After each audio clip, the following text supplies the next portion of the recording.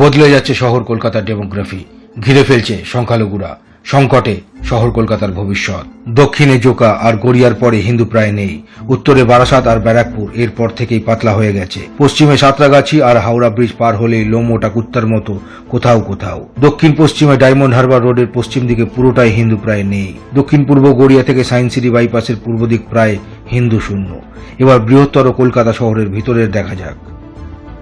Sealdah, Moulali, Rajabazar, পাকসারকাস, Topsia, Tiljala, Khidirpur, মিথিয়াব্রুজ, garden bridge, Ekbalpur, Mominpur, Thakurpukur, Maheshtala, বাটা, হরিদেবপুর, বাদু প্রায় হিন্দু শূন্য।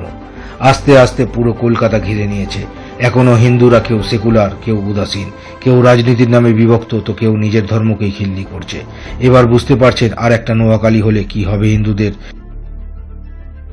এবার আসি আরেকটি বিষয়।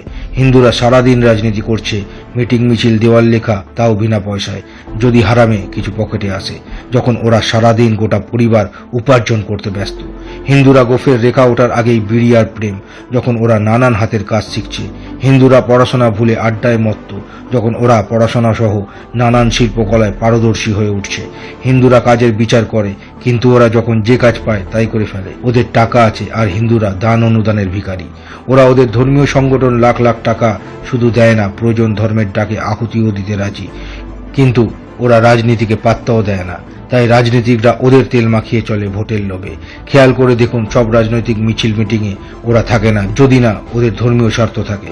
আর হিন্দুরা রাজনীতির নামে এক, কিন্তু ধর্মের নামে বিভক্ত। হিন্দুরা মন্দিরে চাঁদা দেওয়া তো দূর, নিজের ধর্ম নিয়েই আধুনিকতার নামে নোংরামো করে। হিন্দুরা সব মিটিং মিছিলে আগেই হাজির হয়ে কুত্তার মতো লেজ নাড়ে। তাই রাজনীতিকরাও হিন্দুদের রাস্তার কুত্তার মতোই দেখে, শুকনো হাড্ডি ছুড়ে দেয় যেখানে ওদের গৃহপালিত হাতির খরচ বহন করে তোষণ করে। এভাবেই হিন্দু ধীরে ধীরে দুর্বল হচ্ছে আর দিনে দিনে বিচ্ছিন্ন হচ্ছে। যখন ওরা ওদের সন্তানদের নিয়মিত ধর্ম শিক্ষা দিচ্ছে, তখন হিন্দু তাদের সন্তানদের আধুনিকতার নামে মাতৃভাষাই ভুলিয়ে দিচ্ছে। ওদের আরাধনায় আড়ম্বর নেই, ভক্তি আছে। আর হিন্দুর আরাধনায় আড়ম্বর, সর্বস্ব, ফুর্তি আছে, কিন্তু ভক্তি, নিয়ম, নিষ্ঠা, আচার রীতি সব লাটে উঠেছে। বারবার ছোট ছোট আক্রমণ করে ওরা বুঝে নেওয়ার চেষ্টা করছে। প্রশাসন ও রাজনীতিকদের সমর্থন ও সহযোগিতা আর প্রতিরোধের পরিমাণের জল মাপছে। যদি টের পায় যে হিন্দুরা এখনো রাজনীতির নামে বিভক্ত এবং বিভাজিত, তবে আরো বৃহৎ দ্বিতীয় নোয়াখালী হতে সময় লাগবে না।